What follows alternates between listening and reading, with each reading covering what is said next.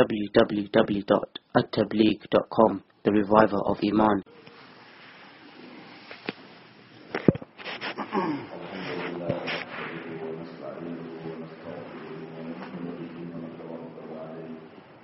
ونعوذ بالله من شرور أنفسنا ومن سيئات أعمالنا من يهده الله فلا مضل له ومن يضلل فلا هادي له ونشهد أن لا إله إلا الله وحده لا شريك له ونشهد أن سيدنا ونبينا محمدا عبده ورسوله أما بعد أعوذ بالله من الشيطان الرجيم بسم الله الرحمن الرحيم فمن يعمل من الصالحات وهو مؤمن فلا كفران لسعيه وإنا له كاتبون وحرام على قرية أهلكناها أنهم لا يرجعون وقال النبي صلى الله تعالى عليه وسلم وجبت النار بالشهوات وحجبت الجنة بالمكاره أو كما قال صلى الله عليه وسلم صدق رسول الله صلی اللہ علیہ وسلم. بزرگوں بھائی دوستو عزیزو، ابھی جب مولوی صاحب نے پہلی رکعت شروع کی تو الحمد شریف کے بعد سب سے پہلی آیت یہی پڑھی تھی، فَمَن يَعْمَلْ مِنَ الصَّالِحَاتِ وَهُوَ مُؤْمِنٌ فَلَا كُفْرَانَ لِسَعْيِهِ. جی میں آیا کہ 2-5-10 منٹ اسی کی کچھ وضاحت کر دوں. اللہ جل شانہ ہم تمام کو قرآن سمجھنے کی توفیق عطا فرمائے. ہم نے ساری دنیا کو سمجھا، لیکن ہمارے نام پر جو خط اللہ کی طرف سے آیا ہے، اللہ نے جو ہمارے نام پہ خط بھیجا ہے، جو قرآن مقدس ہے، جو قرآن عظیم ہے، اسی کو ہم نے سمجھنے کی کوشش نہیں کی. اور جنہوں نے قرآن کو سمجھا بھی وہ اپنی عقل پر سمجھا، اپنی رائے پر سمجھا. ایک بات مسلم ہے، تفسیر وہ معتبر ہے جو جناب رسول اللہ صلی اللہ علیہ وسلم سے منقول ہے، جو صحابہ سے منقول ہے، وہ تفسیر معتبر ہے. میری عقل جو کہہ دے قرآن کے باب میں وہ معتبر نہیں ہے، ورنہ میری عقل تو یہ کہہ دے گی کہ آج کے زمانے کے اعتبار سے فجر کی نماز نہیں ہونی چاہیے، اس لیے کہ بوجھ پر رہا ہے. عشاء کی نماز نہیں ہونی چاہیے، بوجھ پر رہا ہے. قرآن کریم میں اب تعالیٰ جل شانہ اور رحمٰن نے منافقین کی یہ عادت بتائی تھی کہ وہ لوگ فجر اور عشاء کی نماز کو بوجھ سمجھتے تھے. ان پر گرانی ہوتی تھی فجر اور عشاء کی نماز میں. دن کی نمازوں میں تو وہ آ جاتے تھے دکھاوے کے لیے، اس لیے کہ ان کو مقصود یہ تھا کہ نبی علیہ السلام دیکھیں، صحابہ آپ کو دیکھیں تو آپ کے متعلق کوئی بدظنی پیدا نہ ہو. لیکن عشاء اور فجر کی نماز میں وہ چھپے چھپے مسائل رکھتے تھے. بہرحال میری اور آپ کی عقل اگر چل جائیں تو ہم تو عشاء اور فجر کو منع کر دیں گے. حقیقت یہ ہے کہ تفسیر وہ معتبر ہے قرآن کریم کی جو جناب رسول اللہ صلی اللہ علیہ وسلم سے ثابت ہے. پھر ایک بات یہ یاد رکھیں کہ اللہ تعالیٰ نے امت کو 2 قرآن عطا فرمائے. ایک قرآن تو وہ ہے جو یہاں رکھا ہوا ہے الماری میں، جس کو ہم پڑھ رہے ہیں، تلاوت کر رہے ہیں، ایک یہ قرآن ہے. اور ایک قرآن وہ ہے جو عملی شکل میں ہے، جس کی زندگی پر عمل کرنا ہے ہمیں، اور وہ اس قرآن کی تفسیر ہے. اور وہ قرآن ہے جو مدینہ المنورہ میں آرام فرما رہے ہیں جناب نبی کریم صلی اللہ علیہ وسلم. یہ بھی قرآن ہے. حضرت عائشہ رضی اللہ تعالیٰ عنہ سے پوچھا گیا کہ اللہ کے نبی کے اخلاق کیا تھے، تو حضرت عائشہ نے فرمایا تم قرآن نہیں پڑھتے؟ فرمایا پڑھتا ہوں. فرمایا خلقہ القرآن، جو قرآن کہتا ہے وہ نبی کے اخلاق تھے. نبی علیہ السلام کی زندگی کے اخلاق قرآن سے ہٹے ہوئے نہیں تھے. پھر آپ کے قول اور عمل میں فرق نہیں تھا. میری اور آپ کے قول اور عمل میں فرق ہے. میں بولتا کچھ ہوں اور کرتا کچھ ہوں. میرا بولنا اور ہے، میرا کرنا اور ہے. میں بات بڑی بہترین کر رہا ہوں لیکن میرا عمل میرے قول کے خلاف ہے. حضور پاک صلی اللہ علیہ وسلم کا یہ مسئلہ نہیں تھا کہ آپ کے قول اور عمل میں، آپ کے بات اور عمل کے اندر کوئی فرق ہو. آپ جو فرماتے تھے اس کو کر کے بتاتے تھے. آقا صلی اللہ علیہ وسلم نے اگر نماز کی اہمیت فرمائی اور یوں بتایا کہ الصلاۃ قرۃ عینی، نماز میری آنکھوں کی ٹھنڈک ہے، تو نماز میں آپ نے مشغول ہو کر بھی بتایا.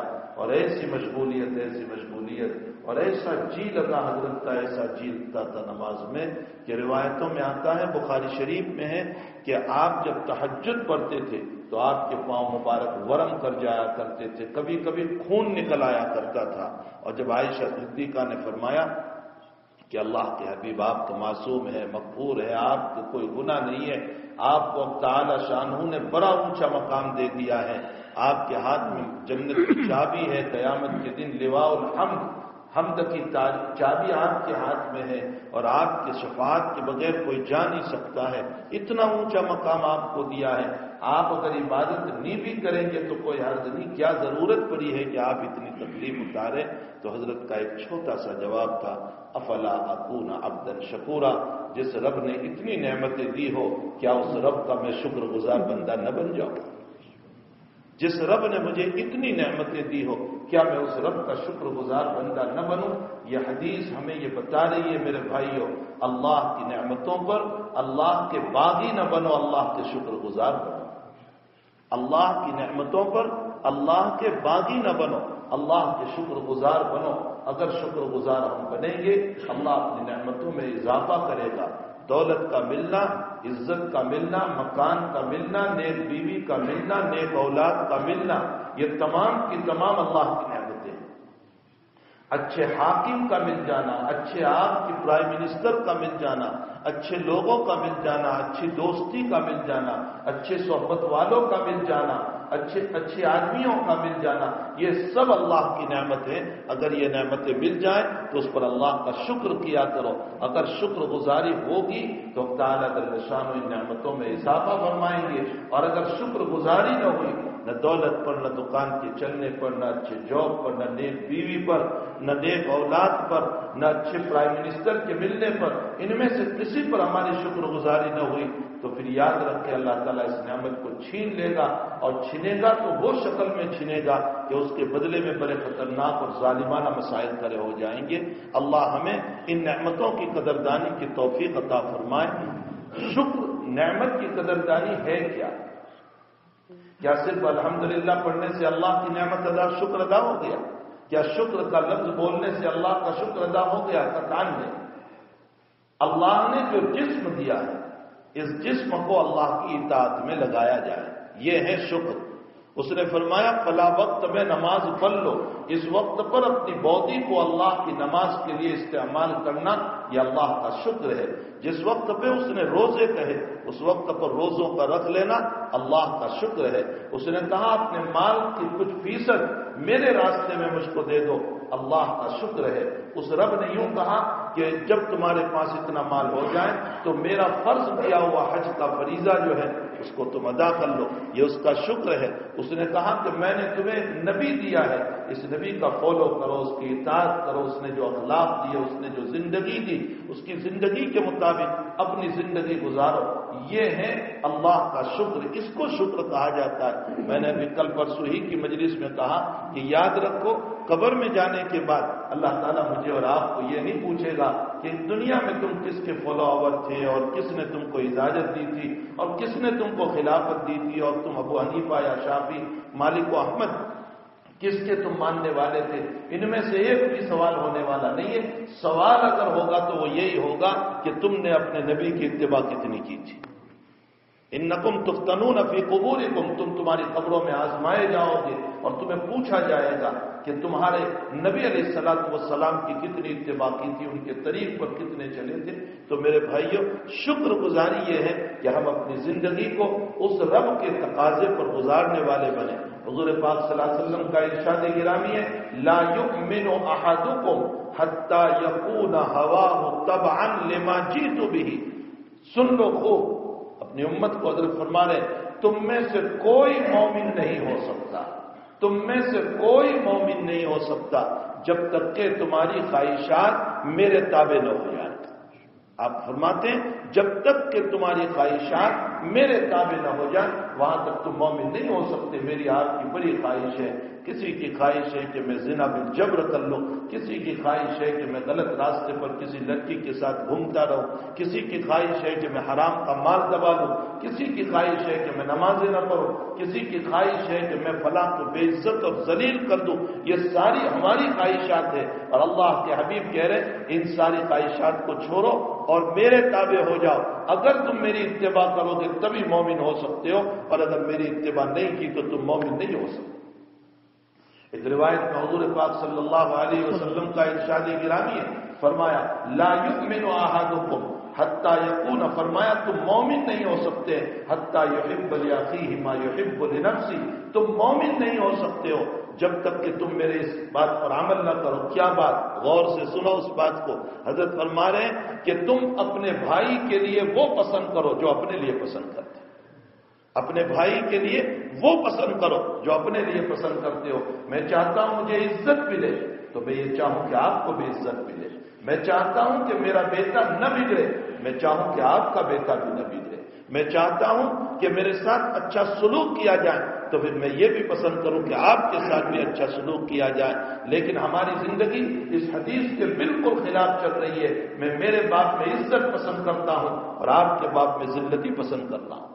میں میرے باپ میں یہ سوچ رہا ہوں کہ میری اولاد اچھی رہے اور آپ کے باپ میں سوچ رہا ہوں اچھا ہے ان کی اولاد بگڑ جائیں، ڈرگس میں چلی جائیں، ناجائز راستوں پر چلی جائیں، کسینوں پر چلی جائیں، برباد ہو جائیں، ان کے یہ سوسائڈ کر کے مر جائیں، ان کا مردر ہو جائے۔ میں میری اولاد کے باپ میں اچھا سوچ رہا ہوں، آپ کی اولاد کے باپ میں برا سوچ رہا ہوں۔ اللہ کے نبی فرماتے وہ میرا امتی نہیں ہو سکتا۔ جس کی یہ سوچ ہو، حضور پاک صلی اللہ علیہ وسلم کی تعلیمات جو ہیں وہ اتنی زبردست ہیں، اگر ہم ان تعلیمات پر عمل کرنے پر آ گئے تو اللہ کی قسم، اس رب کعبہ کی قسم، اس مسجد کے مالک کی قسم کہ اللہ اس سے بہتر مذہب کوئی نہیں ہو سکتا، اس سے بہتر عزت دلانے والا کوئی مذہب دنیا میں کسی مذہب کے اندر آپ چلے جاؤ یہ تعلیمات تمہیں نہیں ملے گی جو جناب رسول اللہ صلی اللہ علیہ وسلم نے اپنی امت کو تعلیم عطا فرمائی ہے۔ لیکن افسوس یہ ہے کہ اس امت نے اپنے نبی کی تعلیم کو بھلا دیا۔ لا یؤمن احدکم حتی یکون ہواہ تبعا لما جئت بہ۔ حضرت عمر رضی اللہ تعالیٰ عنہ ایک مرتبہ کہنے لگے، اللہ کے حبیب پاک صلی اللہ علیہ وسلم، بخاری شریف کی روایت ہے، آپ نے فرمایا اللہ کے رسول صلی اللہ علیہ وسلم آپ میرے نزدیک میرے باپ سے بھی زیادہ محبوب، میری ماں سے بھی زیادہ محبوب، میری بیوی سے بھی زیادہ محبوب، میرے بچوں سے بھی زیادہ محبوب، دنیا سے بھی زیادہ محبوب، آپ سب سے زیادہ مجھے محبوب ہو لیکن میری ذات سے زیادہ نہیں۔ یعنی مطلب میری ذات مجھے زیادہ پیاری ہے تمہارے مقابلے میں۔ حضرت فوراً بولے عمر تم مومن نہیں ہو سکتے ہو جب تک کہ تمہاری ذات سے بھی زیادہ میں محبوب نہ بن جاؤں۔ حضرت عمر فوراً بول پڑے الآن یا رسول اللہ، اللہ کے حبیب اب میری ذات سے بھی زیادہ آپ محبوب ہو گئے۔ تو حضرت نے فرمایا اب ایمان مکمل ہوا، اب ایمان مکمل ہوا۔ سوال یہ پیدا ہوتا ہے کہ ابھی آپ کہہ رہے تھے کہ میری ذات سے زیادہ آپ محبوب نہیں، اور 2 منٹ میں کایا بدل گئی، 2 منٹ میں کہہ دیا کہ میری ذات سے بھی زیادہ محبوب۔ صوفیہ نے تو یوں کہہ دیا کہ حضرت کی توجہ پڑی۔ اس میں کوئی شک نہیں کہ حضرت کی توجہات کا بڑا اثر ہوا کرتا تھا۔ حضرت عثمان بن ابی العاص رضی اللہ تعالی عنہ، اللہ کے حبیب پاک صلی اللہ علیہ وسلم نے فرمایا اما قوم، اپنے قوم کی امامت کرا۔ انہوں نے فرمایا انی وجدت فی قلبی شیئا، میں اپنے دل میں کچھ پاتا ہوں، میرے دل میں کوئی چیز ہے اس کی وجہ سے میں امامت نہیں کرا سکتا۔ محدثین فرماتے ہیں کیا چیز تھی؟ بعضوں نے لکھا ہے دل میں تکبر تھا، وہ یہ کہنا چاہ رہے تھے کہ ویسے بھی تکبر ہے، امام بنوں گا اور تکبر آ جائے گا۔ بعضوں نے کہا خیالات اور وساوس تھی۔ حضرت نے فرمایا قریب آؤ، اپنے قریب کیا، ان کے سینے پر یوں ہاتھ رکھا، حضرت نے یوں ہاتھ رکھا اور 5 منٹ تک یوں ہاتھ رکھا۔ اس کے بعد فرمایا گھوم جاؤ، الٹا کیا اور بالکل ہاتھ کے مقابل پیچھے دل کے مقابلے میں حضرت نے ہاتھ رکھا۔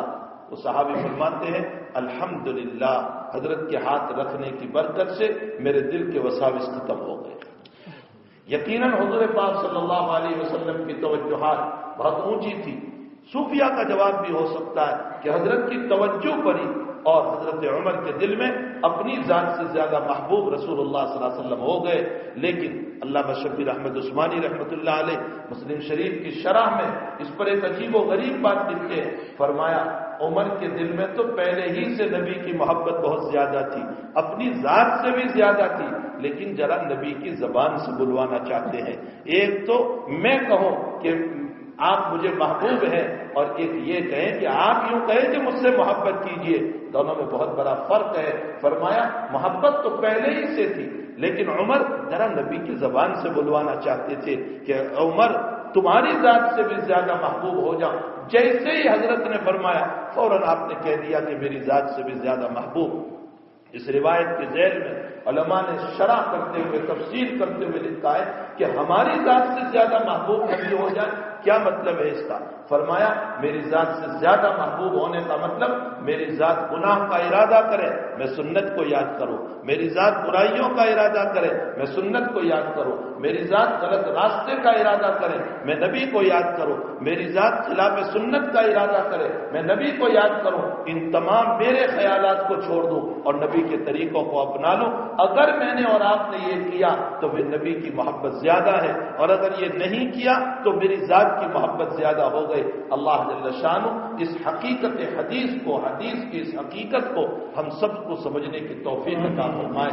اور ویسے بھی علماء نے لکھا ہے کہ دنیا میں محبت جو ہوتی ہے وہ 3 بنیادوں پر ہوتی ہے، یا تو کوئی کسی سے محبت کرتا ہے اس کے احسان کی بنیاد پر کہ آپ کے احسانات مجھ پر ہے اس لیے میں آپ سے محبت کر رہا ہوں، یا کوئی کسی سے محبت کرتا ہے اس کی خوبصورتی کی بنیاد پر کہ آپ بڑے خوبصورت ہیں اس لیے محبت کر رہا ہوں، یا کوئی کسی سے محبت کرتا ہے اس کے اندر کوئی کمال ہے، چاہے علم کا کمال، ہنر کا کمال، کوئی بھی کمال ہے اس کے اندر، اس کی وجہ سے لوگ اس سے محبت کرتے ہیں۔ تو کسی سے محبت حسن و جمال کی وجہ سے، کسی سے محبت احسان کی وجہ سے، اور کسی سے محبت کمال کی وجہ سے۔ فرمایا یہ تینوں صفات ہمارے آقا صلی اللہ علیہ وسلم میں کود کود کر کے بھری ہوئی تھی۔ اگر احسان کے اعتبار سے دیکھا جائے تو آگ سے بڑھ کر ہمارا محسن کوئی نہیں ہو سکتا۔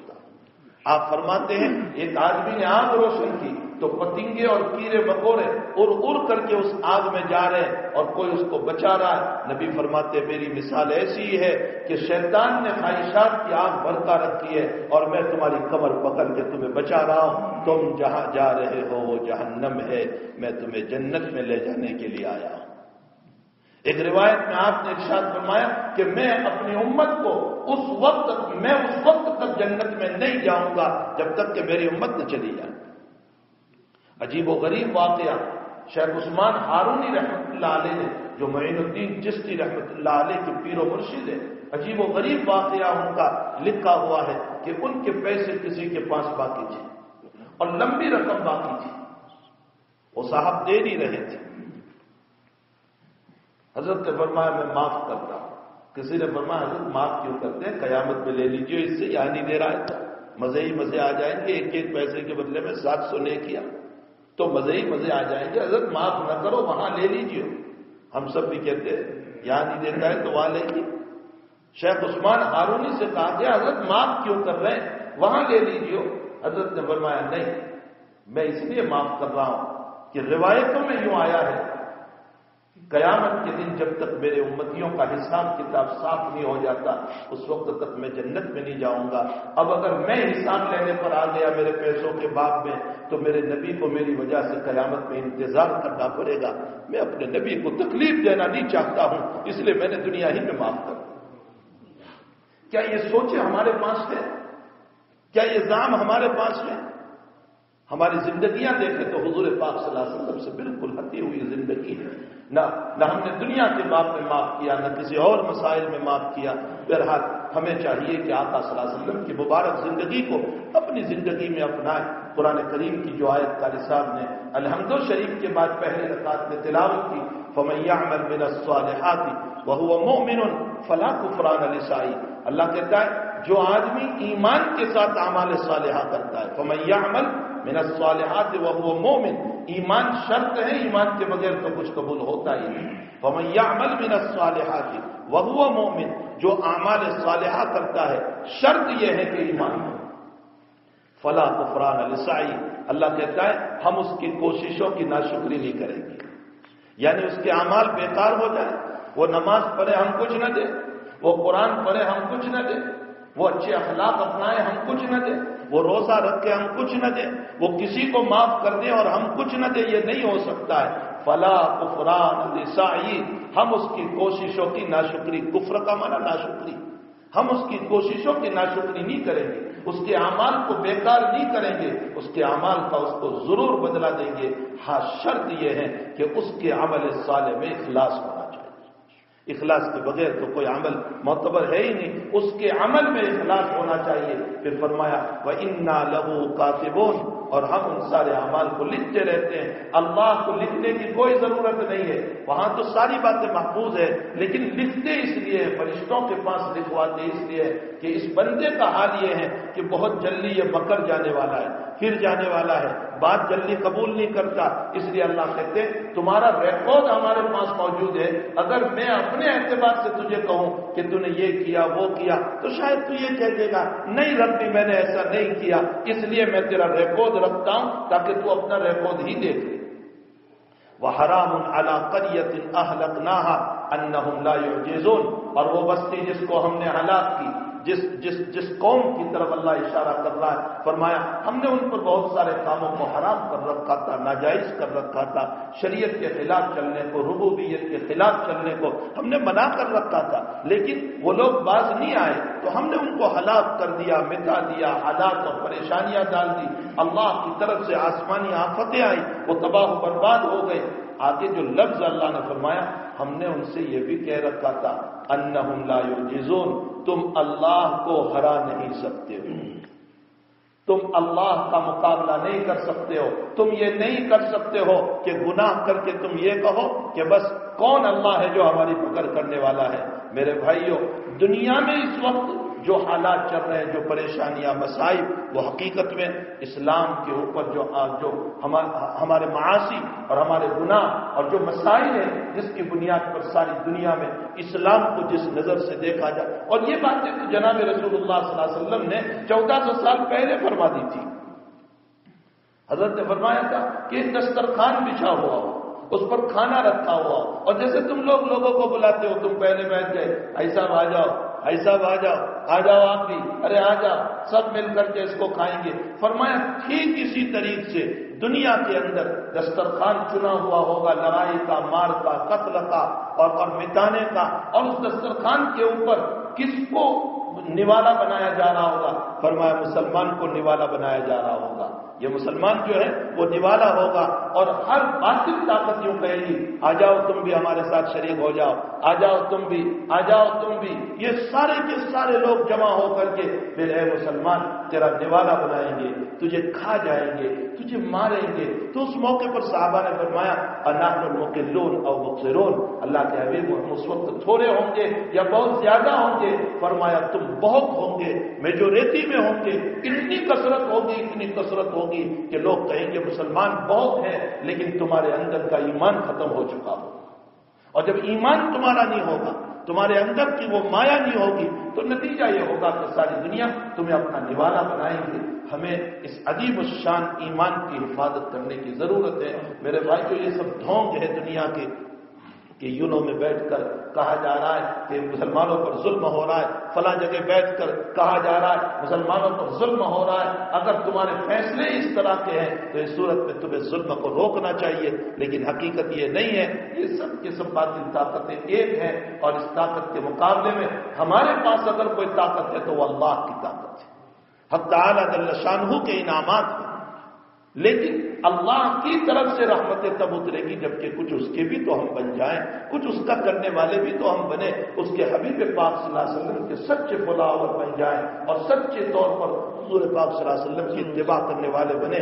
میں نے جو حدیث پڑھی بخاری شریف کی روایت ہے، حجبت النار بالشہوات، اللہ تعالیٰ نے جہنم کو شہوتوں سے گھیر رکھا ہے، وحجبت الجنت بالمکارہ، اور جنت کو اللہ تعالیٰ نے ان اعمال سے گھیر رکھا ہے جو بظاہر بندہ پسند نہیں کرتا، انسان پسند نہیں کرتا۔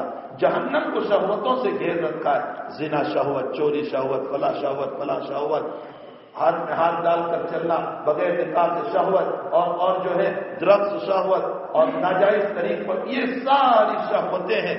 جہنم کے چاروں طرف یہ پردے ہیں، چاروں طرف یہ پردے۔ اور انسان جب اس پردے کو پکڑتا ہے پردہ پھٹتا ہے سیدھا جہنم میں جاتا ہے. اور فرمایا ہم نے جنت کو گھیر رکھا ہے ان اعمال سے جو بظاہر بندہ پسند نہیں کرتا. نماز پڑھنا پسند نہیں کرتا, روزہ رکھنا پسند نہیں کرتا, حج میں جانا پسند نہیں کرتا, زکات دینا پسند نہیں کرتا, معاف کرنا پسند نہیں کرتا, کسی کے مال کو واپس کرنا پسند نہیں کرتا, اچھے اخلاق کو پسند نہیں کرتا. لیکن ہم نے جنت کے چاروں طرف یہی پردہ لگایا. بظاہر تمہیں یہ معلوم ہو رہا ہے کہ یہ عمل دل کو پسند نہیں ہے, لیکن اس کو پکڑ لو. اگر تم پکڑ لو گے تو اس کے پیچھے سیدھی جنت ہے. اب سوال یہ ہوتا ہے جو محدثین نے سوال کیا کہ بھائی جب جہنم کو چاروں طرف سے شہوات سے گھیر رکھا ہے اور اس کے پیچھے جہنم ہے تو پھر بھڑکتی ہوئی آگ, اتنا بیان کے باوجود ہم کیوں گناہ کی طرف جا رہے ہیں؟ ان شہوتوں کے پیچھے جب جہنم ہے تو ہم کیوں جہنم کی طرف جا رہے ہیں؟ عجیب و غریب مثال دی. فرمایا شکاری جب جال بچھاتا ہے ایک پرندے کو پکڑنے کے لیے, کبوتر کو پکڑنے کے لیے, تو کبوتر ہوس میں ہوتا ہے دانے کی, وہ دانے کے چکر میں آتا ہے, وہ کھانے کے چکر میں آتا ہے, اور جب کھانے کے ہوس میں جب آ جاتا ہے تو شکاری کا جال اس کو نظر نہیں آتا. اسی طریقے سے ہمارا حال یہ ہے کہ جب ہم خواہشات کے چکر میں آ جاتے ہیں تو ہمیں پیچھے کی جہنم نظر نہیں آتی اور ہم اس کے اندر مبتلا ہو جاتے ہیں. ہمیں چاہیے کہ اپنے ایمان کو محفوظ رکھے. وَمَن يَعْمَلْ مِنَ الصَّالِحَاتِ وَهُوَ مُؤْمِنٌ فَلَا كُفْرَانَ لِسَعْيِهِ وَإِنَّا لَهُ كَاتِبُونَ. ہم تعالیٰ ہمارے اعمال کو ضائع نہیں کرے گا. جو بھی نیک عمل دنیا کے اندر ہم کر رہے ہیں, حلال کمائی بھی ایک عمل ہے, اللہ تعالیٰ اس کو بھی ضائع نہیں کرے گا بشرطے کہ اس میں بھی ہماری نیت صحیح ہو. اب تعالیٰ جل شانہ و منوالہ ہم تمام کو جناب نبی کریم صلی اللہ علیہ وسلم کی مبارک زندگی پر عمل کی توفیق عطا فرمائے. کہنا سننا دنیا میں بہت ہو رہا ہے, بہت ہو رہا ہے, بہت ہو رہا ہے. مجلسوں کی کمی نہیں ہے, اگر کمی ہے تو مجھے اور آپ کو اعمال کی کمی ہے تو مجھے اور آپ کو اللہ کے حبیب کے سچا عشق, سچی محبت کی کمی ہے. اور میں نے بتایا کہ اگر دیکھا جائے تو جن بنیادوں پر محبت کی جاتی ہے دنیا میں کسی سے بھی, وہ تینوں باتیں نبی میں مکمل طور پر موجود ہے. اگر یہ دیکھا جائے کہ کسی کے حسن کے اعتبار سے محبت تو نبی سے بڑھ کر حسین کوئی نہیں, نبی سے بڑھ کر خوبصورت کوئی نہیں. اور اگر یہ دیکھا جائے کہ احسان کی وجہ سے محبت تو نبی سے بڑھ کر ہمارا محسن کوئی. آپ نے ہم کو جہنم سے بچا کر جنت کا راستہ بتایا. اور اگر یہ دیکھا جائے کہ کمال کے اعتبار سے کسی سے محبت کرنا ہے تو نبی سے بڑھ کر با کمال کوئی نہیں. اس کے علم کے مقابلے میں کسی کا علم نہیں, اس کے تقوی کے مقابلے میں کسی کا تقوی نہیں. علماء نے لکھا ہے کہ ایک طرف جناب رسول اللہ صلی اللہ علیہ وسلم کا ایک سجدہ رکھا جائے اور دوسری طرف ساری امت کے سجدوں کو رکھا جائے, نبی کے ایک سجدے کا مقابلہ نہیں ہو سکتا. آپ کا تقوی, آپ کی ورع, آپ کی پرہیزگاری, آپ کی دعائیں, آپ کا رونا اللہ کے سامنے, آپ کا امت کے بعد میں دل گرانا, آپ کے اخلاق. میں نے کل دوپہر ہی کی مجلس میں وہاں ایک بات بتائی, اخلاق کی 3 قسمیں ہیں. ایک خلق حسن, ایک خلق کریم اور ایک خلق عظیم. خلق حسن کا معنی یہ ہے کہ جتنا معاملہ اس نے آپ کے ساتھ کیا اتنا آپ بھی کر لیجئے. اس نے آپ کو مارا 1 تھپڑ, آپ نے بھی 1 تھپڑ مار لیا, یہ خلق حسن ہے. اتنی اجازت آپ کو ہے. جزاء سیئۃ سیئۃ بمثلھا, آپ کو اجازت ہے اس لیے. لیکن آگے فرمایا خلق کریم. خلق کریم یہ ہے کہ جس نے تمہارے ساتھ اس طرح کا معاملہ کیا آپ اس کو معاف کر دو, آپ اس کو درگزر کر دو. یہ سینہ رکھنا بہت مشکل ہے. معاف کرنے والا سینہ رکھنا, یہاں تو آستینیں چڑھتی ہے اور ذرا سے مسئلے میں کہہ دیتے ہم بھی دیکھ لیں گے. قرآن کہتا ہے اگر تم نے برابر کا بدلہ لیا ٹھیک ہے, لیکن اس سے اعلیٰ مرتبہ یہ ہے کہ معاف کر دو. فمن عفا واصلح فاجرہ علی اللہ. اگر معاف کیا اور صلح کر لی تو اس کا ثواب اللہ ہی تمہیں عطا کرے. اور ایک اس سے آگے خلق عظیم ہے.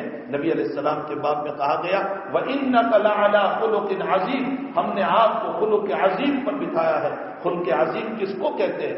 صرف معاف کرنا نہیں بلکہ معاف کرنے کے ساتھ ساتھ اس پر احسان بھی کرنا. جس نے تمہارے ساتھ برا معاملہ کیا اس کو معاف بھی کیا, اوپر سے احسان بھی کر دو. یہ نبی کی شان تھی کہ آپ معاف بھی کرتے تھے, احسان بھی کرتے تھے.